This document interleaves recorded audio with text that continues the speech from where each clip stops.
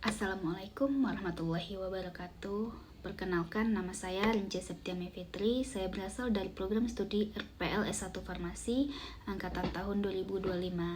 NIM saya 25 11 48 20 13 012. Pada kali ini saya akan membuat video untuk ujian akhir semester mata kuliah kearsian tentang pemikiran Muhammad Natsir terhadap bangsa dan umat serta relevansinya dengan kondisi bangsa dan umat saat ini. Latar belakangnya yaitu Indonesia sebagai bangsa majemuk membutuhkan pemikiran tokoh nasional yang visioner. Muhammad Natsir adalah ulama, negarawan, dan pemikir Islam Indonesia. Pemikirannya relevan dalam membangun bangsa dan umat hingga saat ini. Muhammad Natsir lahir dan dibesarkan di Solo, Sumatera Barat. Muhammad Natsir menempuh pendidikan dasarnya di His dan Mulyo di Padang, Sumatera Barat. Setelah tamat dari Mulyo, pindah ke Bandung dan untuk bersekolah di AMS di kota Bandung. Selama bersekolah di Bandung, Muhammad Natsir menaruh perhatian besar terhadap dunia pergerakan untuk memajukan kemerdekaan Indonesia. Siapa sih Muhammad Natsir?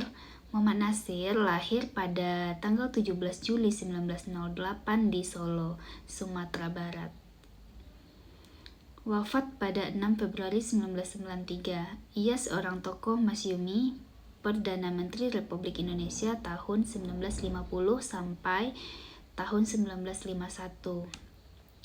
Muhammad Natsir adalah seorang ulama, cendekiawan muslim, dan pejuang dakwah. Ia juga mendapat gelar pahlawan nasional. Dasar pemikiran Muhammad Natsir yang pertama yaitu Islam sebagai pedoman hidup yang menyeluruh. Yang kedua, kesatuan antara agama dan kehidupan berbangsa. Yang ketiga, negara sebagai sarana mewujudkan nilai-nilai Islam. Yang keempat, menjunjung tinggi persatuan dan keadilan sosial. Muhammad Natsir memandang Islam sebagai sistem kehidupan yang menyeluruh, bukan hanya mengatur ibadah, tetapi juga kehidupan bermasyarakat serta bernegara. Ia menekankan bahwa nilai-nilai Islam dapat menjadi dasar moral dalam penyelenggaraan negara tanpa harus menjadikan negara agama secara formal. Pemikiran Muhammad Natsir tentang bangsa. Negara harus berlandaskan nilai moral dan etika. Pancasila tidak bertentangan dengan Islam. Menolak sekularisme ekstrim. Demokrasi harus berlandaskan tanggung jawab moral. Menurut Muhammad Natsir, negara harus berdiri di atas nilai moral dan etika. Ia menolak sekularisme yang memisahkan agama dari kehidupan publik. Namun, Natsir juga menegaskan bahwa Pancasila tidak bertentangan dengan Islam karena mengandung nilai ketuhanan, kemanusiaan, dan keadilan. Selanjutnya, pemikiran Muhammad Natsir tentang umat. Bagaimana sih umat sebagai kekuatan moral bangsa? Dakwah tidak hanya melalui lisan, tetapi juga perbuatan atau disebut dakwah bilhal. Pendidikan sebagai sarana utama membangun umat. Persatuan umat Islam di atas peradaban mazhab dan golongan. Natsir menempatkan umat Islam sebagai kekuatan moral bangsa. Ia menekankan pentingnya dakwah bilhal, yaitu dakwah melalui tindakan nyata seperti pendidikan, sosial, dan keteladanan. Selain itu, persatuan umat Islam harus dijaga meskipun terdapat perbedaan pandangan. Pandangan Muhammad Natsir tentang pendidikan. Pendidikan harus membentuk yang pertama akhlak. Yang kedua yaitu harus membentuk intelektualitas. Yang ketiga harus menjadikan seseorang menjadi pribadi yang memiliki sifat tanggung jawab sosial, integritas ilmu, agama, dan ilmu umum. Pendidikan sebagai fondasi kemajuan bangsa. Kata-kata bijak Muhammad Nasir tentang pendidikan, suatu bangsa tidak akan maju sebelum ada di antara bangsa itu segolongan guru yang suka berkorban untuk keperluan bangsanya. Untuk mencapai sesuatu harus diperjuangkan dulu seperti mengambil buah kelapa dan tidak menunggu saja seperti jatuh durian yang telah masak. Bagi Muhammad Nasir, pendidikan merupakan kunci utama pengembangan bangsa dan umat. Pendidikan ini tidak hanya boleh melakukan aspek intelektual, tetapi juga pembentukan akhlak dan tanggung jawab lahir sosial. Integrasi antara ilmu agama dan ilmu umum sangat ditekankan agar generasi yang seimbang, konsep persatuan, dan integrasi bangsa. Penggagas Musi Integral Muhammad Nasir 19 tahun 50 mengembalikan Indonesia dari Republik Indonesia Serikat ke Negara Kesatuan Republik Indonesia. Persatuan bangsa di Indonesia, kepentingan golongan, nasionalisme yang berlandaskan nilai iman dan moral. Bandung pada masa itu menjadi pusat intelektual, tempat bertemunya ide-ide nasionalis, sosialisme, dan Islam. Bapak Muhammad Nasir muda, rajin membaca karya-karya pemikir barat, tetapi juga mendalami literatur Islam. Ia sering berdiskusi dengan tokoh-tokoh pergerakan yang membuat wawasannya semakin luas. Pada usia muda, ia sudah menulis artikel-artikel tentang pendidikan, moral, dan Islam sebagai surat kabar.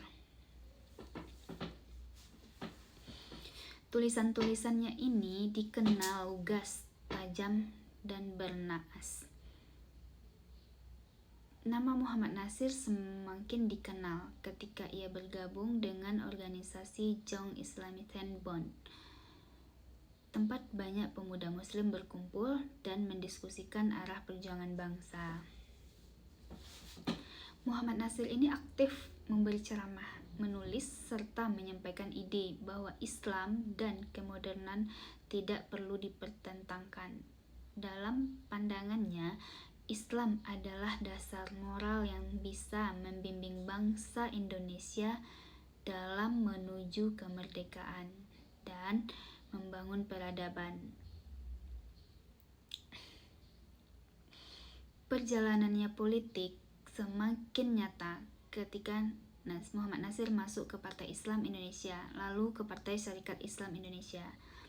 Namun, karir politiknya benar-benar berkembang dalam Partai Masyumi, partai besar yang lahir setelah proklamasi kemerdekaan. Masyumi ini menjadi wadah bagi umat Islam dari berbagai aliran, dan Nasir menjadi salah satu tokoh utamanya. Ia dikenal sebagai pemimpin yang cerdas, santun, dan konsisten. Salah satu momen paling bersejarah dalam kiprahnya adalah ketika ia menyampaikan apa yang dikenal sebagai Mosi Integral Nasir pada tahun 1950 di parlemen. Pada saat itu, Indonesia baru saja berbentuk Republik Indonesia Serikat dari hasil konferensi meja bundar. Namun, sistem federal ini menimbulkan perpecahan karena negara bagian merasa lebih berkuasa daripada pemerintah pusat. Melalui mosi integralnya, Muhammad Nasir mengusulkan agar Indonesia kembali menjadi negara kesatuan. Mosi ini mendapat dukungan luas dan berhasil mengembalikan Indonesia ke bentuk negara kesatuan Republik Indonesia. Karena jasanya, Muhammad Nasir diangkat menjadi Perdana Menteri Republik Indonesia pada tahun 1950. Sebagai Perdana Menteri, Muhammad Nasir menghadapi berbagai tantangan berat, seperti situasi politik belum stabil, pemberontakan daerah muncul, dan masalah ekonomi masih menghimpit. Meski pemerintahannya hanya berlangsung singkat, tetapi ia dianggap berhasil meletakkan dasar konsolidasi negara. Gaya kepemimpinannya yang dikenal sederhana dan bersih.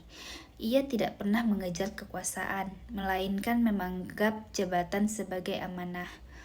Selain kiprah politik, Muhammad Nasir juga dikenal sebagai seorang ulama yang mendalam pengetahuannya. Ia menulis banyak buku dan artikel tentang Islam, pendidikan, dan masyarakat. Tulisan-tulisannya menginspirasi banyak generasi Muslim di Indonesia. Ia menekankan pentingnya pendidikan, akhlak, dan integrasi antara agama dan ilmu pengetahuan. Dalam pandangannya, seseorang Muslim tidak cukup hanya menguasai ilmu agama, tetapi juga harus memahami ilmu dunia, sains, dan teknologi agar membawa kemajuan bagi bangsa. Hubungan Nasir dengan tokoh-tokoh lain juga menarik untuk dicermati. Ia bersahabat dengan Soekarno sejak muda di Bandung, sama-sama aktif dalam pergerakan, tetapi hubungan keduanya sering naik turun karena perbedaan pandangan. Soekarno lebih condong ke nasionalisme sekuler, sementara Nasir berpegang pada Islam sebagai dasar moral bangsa. Meskipun begitu, Nasir tetap menghormati Soekarno, dan sebaliknya, Soekarno juga menghargai kecerdasan Nasir.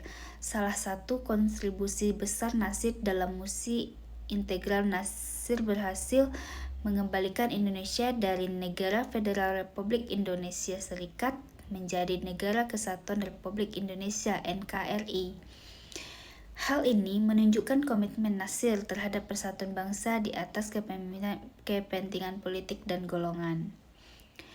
Relevansi pemikiran Muhammad Nasir dengan kondisi bangsa kita saat ini, krisis moral dan etika dalam kehidupan berbangsa, bernegara, lunturnya nilai persatuan dan toleransi, tantangan radikalisme dan sekularisme. Pemikiran Nasir menawarkan keseimbangan agama dan negara. Pada masa demokrasi terpimpin ketika Soekarno mulai mengonsolidasikan kekuasaan dan membubarkan Masumi, Nasir mengalami ujian berat. Partai yang ia pimpin dilarang dan ia beserta tokoh-tokoh Masumi lainnya dipinggirkan dari politik. Namun ia tidak pernah berhenti berjuang. Setelah jatuhnya Soekarno dan naiknya Soeharto, Nasir kembali bersuara melalui Dewan Dakwah Islamiyah Indonesia, sebuah organisasi yang ia dirikan untuk memperkuat dakwah Islam. Di bawah Orde Baru, Nasir sering bersikap kritis. Ia menolak jika Islam hanya dijadikan alat politik tanpa memperhatikan substansinya. Ia juga mengkritik kebijakan pemerintah yang membatasi ekspresi umat Islam. Meskipun begitu, ia tetap menghormati banyak pihak, termasuk kalangan non-Muslim, karena sikapnya yang konsisten, jujur, dan modern. Nasir bukan hanya seorang politisi, melainkan juga seorang pemikir dan pendidik. Ia menulis karya penting seperti Kapita, Selekta, kumpulan tulisan yang membahas Islam, kebudayaan, dan politik.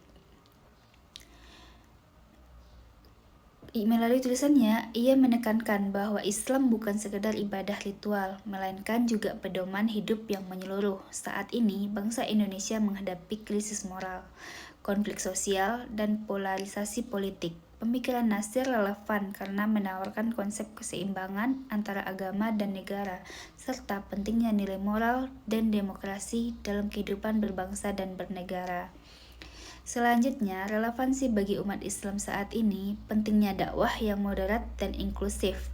Umat Islam sebagai pula pohon perdamaian, pendidikan Islam yang adaptif terhadap zaman, menjaga ukhuwah Islamiyah di tengah perbedaan.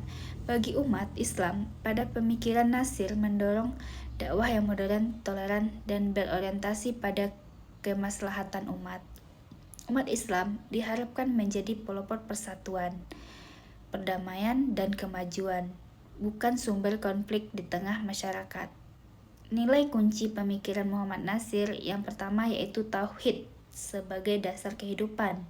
Yang kedua yaitu persatuan dan keadilan. Yang ketiga, pendidikan dan dakwah. Dan yang keempat ialah tanggung jawab sosial dan kebangsaan. Sekianlah presentasi video yang saya buat. Semoga bermanfaat, dan lebih kurangnya saya mohon maaf. Saya sudahi dengan mengucapkan wabillahi taufiq wal hidayah. Assalamualaikum warahmatullahi wabarakatuh.